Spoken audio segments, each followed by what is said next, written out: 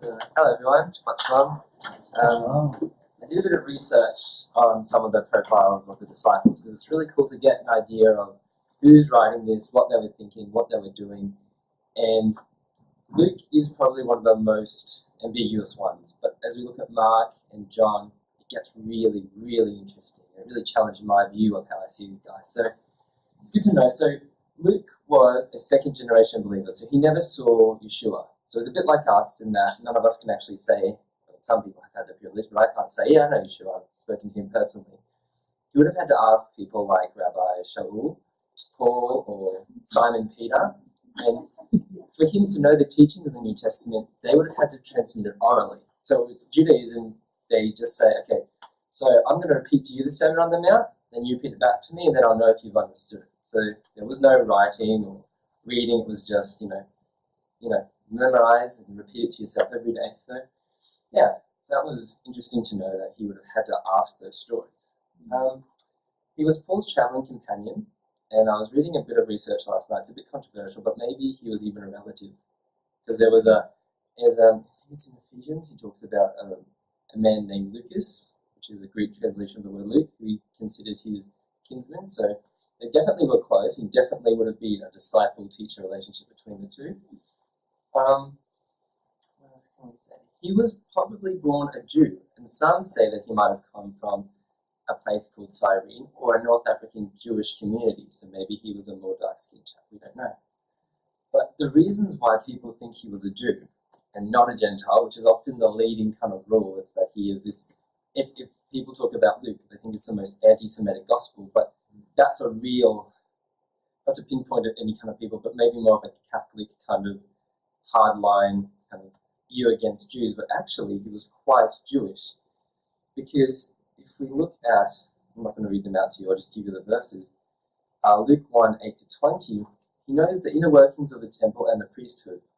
What Gentile knows about Judaism unless they've submerged themselves in it as a belief, which usually, whether you're Orthodox or Messianic, denotes conversion and following of that movement. Luke says in Romans 3,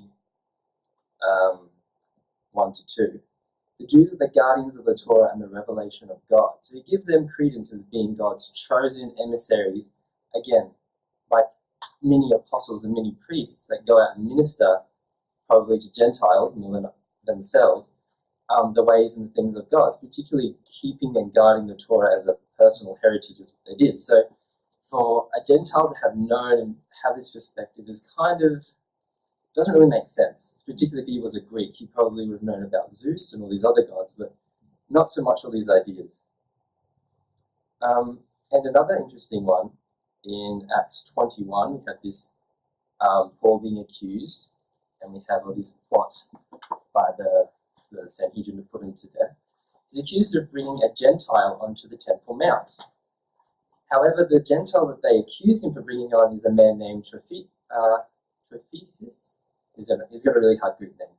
Trophimus or something, and he's an Ephesian. However, Luke is an eyewitness to these accounts.